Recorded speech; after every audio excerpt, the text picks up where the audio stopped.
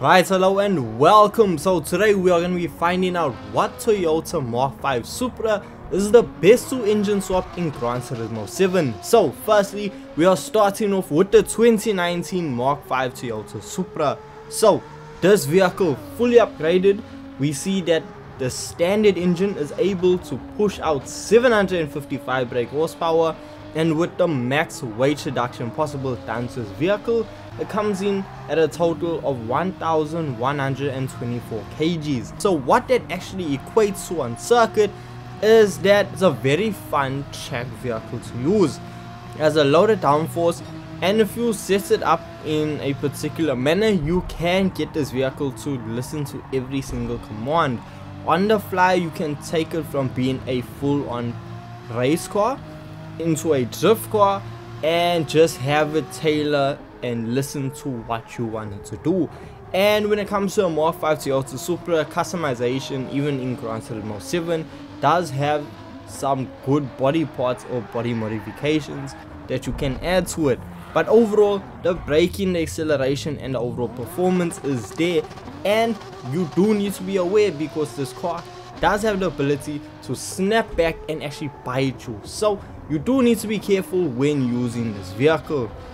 Now if we jump on over to the 2020 MK5 Toyota Supra, at first I never really thought that there was going to be much difference between these vehicles, with there only being 1 year separating each model. And when I tell you there is a difference, because for me, I personally feel that the 2020 model is a bit easier to control, it handles better, and the B58 in the 2020 model is able to produce a bit more power. However, it is just a little bit heavier. So the 2020 Toyota Supra fully upgraded produces 809 brake horsepower and comes in at a weight of 1132 kgs. So this vehicle does everything that your 2019 Supra does, but just a little bit better.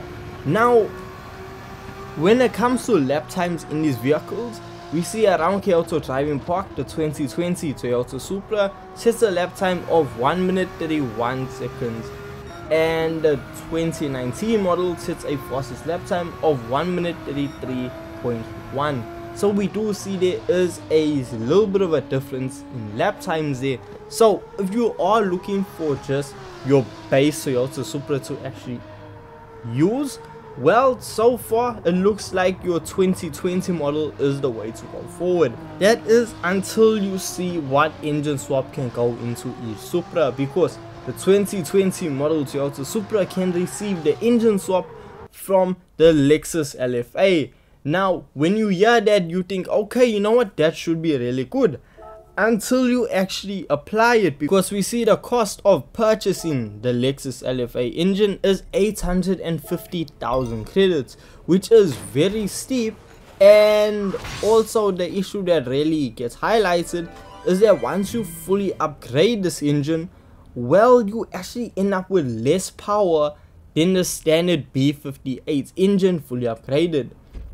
We lose a whole 100 horsepower, and the Lexus LFA engine actually makes the car a bit heavier.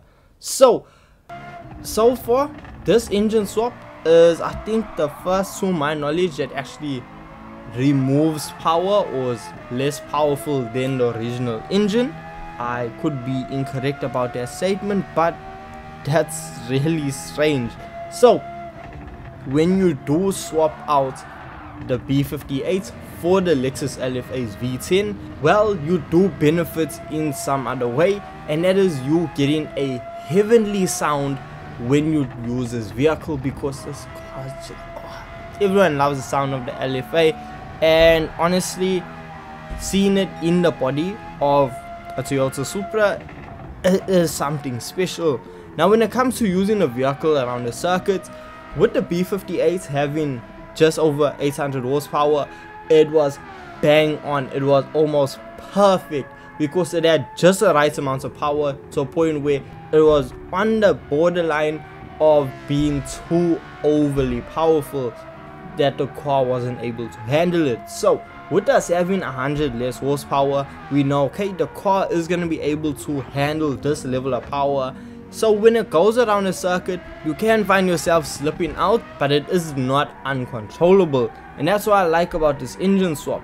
Now if you are looking for fuel economy, well, you aren't really gonna find it because the Lexus LFA's V10 is not the most eco-friendly out there, but still, who needs economy when you have a symphony playing as you drive down the road?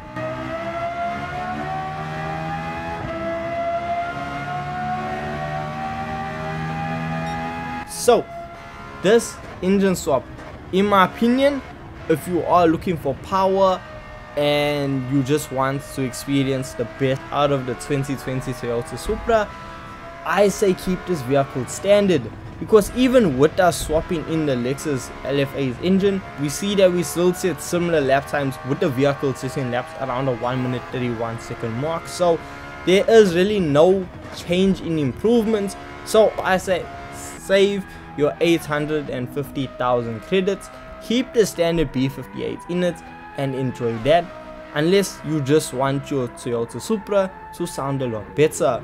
Now on the other hand, the 2019 Toyota Supra, this is an engine swap I'd actually recommend to you, because this engine is, well, it's the 2JZ.